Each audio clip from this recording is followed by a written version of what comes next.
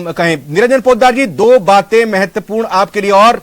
इसमें यह भी जोड़िएगा जरूर कि जो महंगाई राहत शिविर कैंप को लेकर एक तरह से कहें कि बीजेपी में खलबली है, मानते वो नहीं है लेकिन खलबली है, क्या उसकी काट का कोई मंत्र देकर गए, कोई हथियार देकर गए हैं राजस्थान बीजेपी इकाई को? मेरे हिसाब से एक तो प्रधानमंत्री जी की आज की जो रैली है और आज का उनका संबोधन है और जिस तरीके का आज का उनका एक रहा है, उससे साफ जाहिर हो गया है कि राजस्थान केवल और केवल प्रधानमंत्री नरेंद्र मोदी जी के चेहरे पे चुनाव लड़ेगा। वहां पे ना कोई महारानी है, ना कोई राजकुमार है। और मेरा कहने का तात्पर्य ये है कि प्रधानमंत्री जी ने एक तो सीधा संदेश ये दे दिया, और दूसरी बात एक चीज और मैं बताऊं, आज की जिस तरीके से राजस्थान की जो राजनीति देखी है, मेरे हिसाब से ये पूरे हिंदुस्तान के लिए एक सबक होनी चाहिए कि जिस तरीके से अशोक गहलोत जी और प्रधानमंत्री जी एक ही मंच के ऊपर एक दूसरे के ऊपर वार प्रतिवार भी कर रहे हैं, एक दूसरे से बात भी कर रहे हैं, एक दूसरे से हाथ भी मिला रहे हैं, एक दूसरे से नजरें भी मिला रहे हैं, तो इसको कहते हैं कि राजनीतिक विचारधारा आपकी अलग है, लेकिन राजनीतिक वैमनस्य कहीं पे भी नहीं है। तो मेरे हिसाब से अशोक गहलोत जी ने भी अपने केंद्रीय आला कमान को भी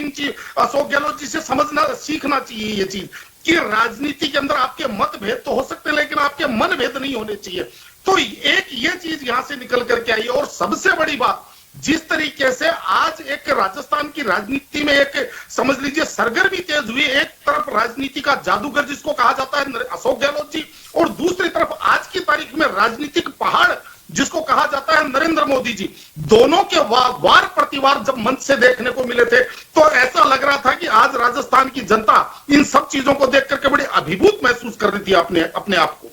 जी बिल्कुल। पोद्दार साहब, मैं जानना चाहूंगा, 5 जिले सिरोही, राजसमंद, जालौर, पाली और उदयपुर, 26 विधानसभा सीटें आती है, 19 विधानसभा सीटें जीती थी बीजेपी ने।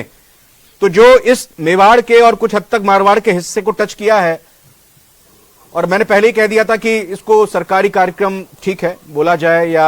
इसको ये कहा जाए कि राजनीतिक चश्मे से, चुनावी चश्मे से नहीं देखना चाहिए, लेकिन हम तो देखेंगे,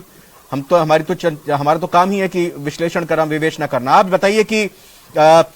मजबूत गढ़ को और मजबूत सुनिश्चित करने की इस कोशिश को किस रूप में आप देख रहे हैं आगे, और उन्होंने साधने की भी कोशिश की आदिवासियों को, महिलाओं का भी जिक्र किया अपराध के बहाने।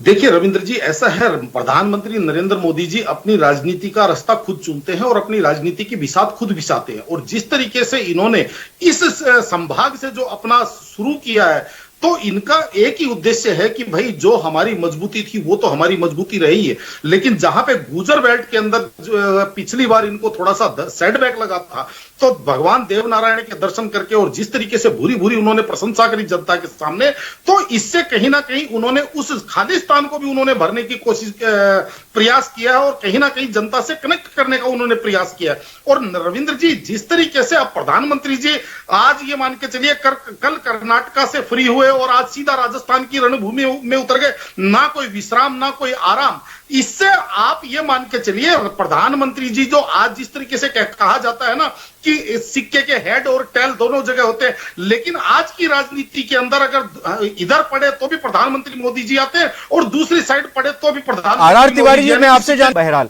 आप सभी हमारे साथ चर्चा में जुड़े, आपका बहुत बहुत शुक्रिया। फिलहाल प्राइम डिबेट में आज इतना ही।